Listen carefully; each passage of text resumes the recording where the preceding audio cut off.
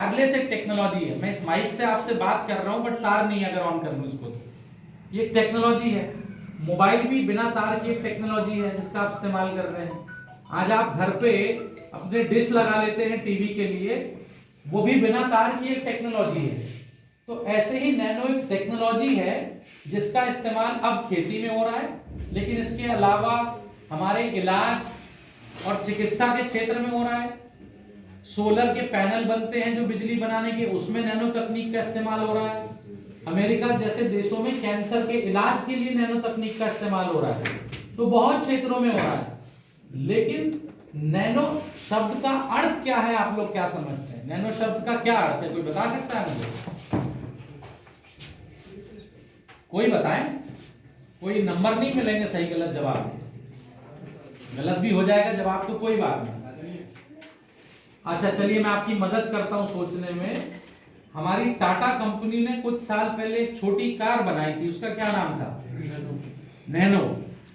उसका नाम नैनो इसलिए था कि वो छोटे आकार की था, टेक्नोलॉजी के हिसाब से बनाई उसने। तो नैनो का अर्थ होता है छोटा। और कम पैसे, पैसे तो कम थे, इसके भी पैसे कम है। तो नैनो का अर्थ है छोटा, लेकिन कितना छोटा? कितना छोटा? अगर आप 1 मीटर का लंबाई लें, हम कपड़ा खरीदते हैं, तार खरीदते हैं, मीटर में बहुत सारी चीजें खरीदते हैं, तो 1 मीटर में कितने सेंटीमीटर होते हैं? 100 सेंटीमीटर होते हैं, ठीक है। लेकिन अगर आपसे पूछूं कि 1 मीटर में कितने नैनोमीटर होते हैं, तो कोई नहीं बता पाए। 1 मीटर के अंदर 100 करोड़ नैनोमीटर होते हैं। नैनो इतना छोटा है। एक और तरीके से आपको समझाने की कोशिश करता हूं। अगर आप अपने सर का एक बाल ले लें, बाल कितना मोटा होता है? बहुत बारीक होता है। और बाल के मोटाई में आप 1000 टुकड़े कर दें, बाल के मोटाई में 1000 भाग कर दें, तो जो 1000वां भाग भी होगा बाल का, उसके अंदर 100 नैनोमीटर होंगे। इतना सूक्ष्म है नैनो आकार, और यही सूक्ष्म आकार इस नैनो यूरिया की ताकत है। हमारे शरीर में कोशिकाएं होती है ना, प्लेटें जब चढ़ाते हैं डेंगू में, उस एक कोशिका का आकार भी 10,000 नैनोमीटर के बराबर होता है। इतना सूक्ष्म है नैनो। अब ये काम कैसे करता है, ये समझने की जरूरत है। बहुत से किसानों को यह है कि नैनो यूरिया आ जाएगा तो दानेदार यूरिया नहीं जरूरत पड़ेगी। ये गलत है।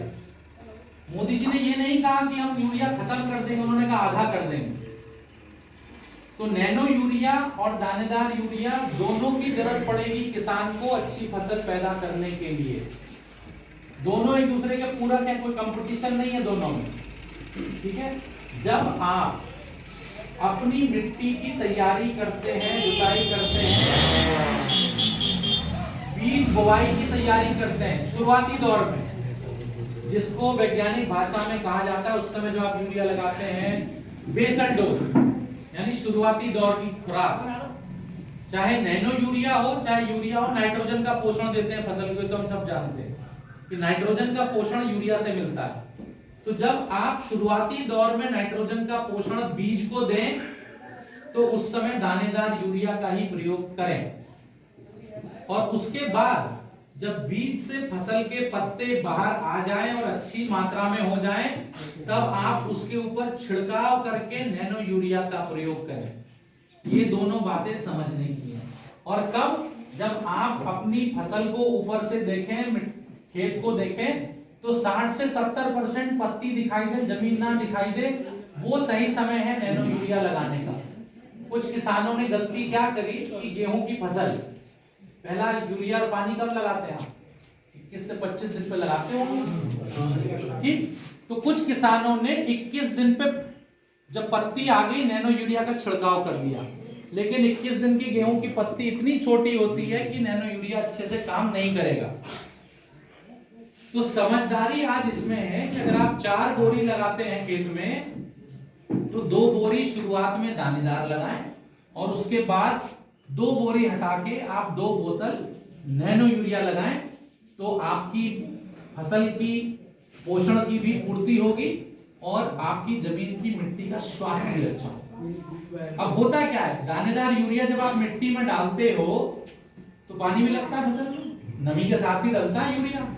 वो यूरिया पानी के साथ घुलता है और घुलने के बाद पेड़ की जड़ों से अंदर जाके फसल के पत्तियों में और अलग अलग जगह नाइट्रोजन पहुंच जाता है। लेकिन जब आप नैनो यूरिया छिड़कते हैं तो ये पत्ती पर जाता है और पत्ती से सीधे ही फसल को मिलता है। ये दो अलग अलग तरीके हैं। दूसरा आपकी जानकारी के लिए बता दूं कि जो आप दानेदार यूरिया का प्रयोग करते हैं उसमें उपलब्ध 70% नाइट्रोजन कभी भी आपकी फसल को मिलती नहीं है, वो बेकार हो जाती है, बर्बाद हो जाती है। क्यों? कुछ उसमें से भाप बन के उड़ जाती है धूप में से नाइट्रोजन, कुछ मात्रा जो है पानी में घुल करके नीचे जमीन में चली जाती है और बह जाती है। केवल 30% जो नाइट्रोजन है 45 किलो के बोरे में वो आपकी फसल तक जाती है, और केवल फसल तक नहीं जाती, फसल के साथ में जो खरपतवार और घास उगती है उसको भी मिलती है। पर नैनो यूरिया के केस में 90% नाइट्रोजन जो है वो फसल को मिलती है। यानी अगर आप 1 रुपए खर्च कर रहे हैं तो वहां 30 पैसे मिलते हैं फसल को, और यहाँ 1 रुपए खर्च कर रहे हैं तो 90 पैसे के बराबर जो है वो नाइट्रोजन की मात्रा मिलती है। इनमें अंतर क्या है दोनों में? देखिए, नैनो यूरिया तरल पदार्थ है जबकि दानेदार यूरिया ठोस पदार्थ है। नैनो के कण बहुत छोटे, मैंने आपको बताया, दानेदार यूरिया का कण जो एक दाना है वो 2 से 4 मिलीमीटर आकार का होता है। ये 500 मिलीलीटर आधा लीटर की बोतल है, कट्टा आता है 45 किलो का। ये कम मात्रा में लगता है, वो बहुत अधिक मात्रा में लगता है, और एक बोरी से ज्यादा ताकतवर है ये आधा लीटर की बोतल। 1 एकड़ के लिए ये बोतल पूरी पर्याप्त है, 1 एकड़ की नाइट्रोजन की खुराक के लिए। हुआ क्या, किसानों ने जो इस्तेमाल किया, मैं तो रोज जाता हूं गांव, खेड़ा और देहात में, एक गांव में गया, एक किसान बैठा था अपने ट्यूबवेल पर, बीड़ी पी रहा था बैठ के, और हौदी के ऊपर उसने एक बाल्टी रख रखी थी और एक जग रख रखा था। वो बाल्टी में से एक जग भरता था और हौदी में गिर देता था पानी।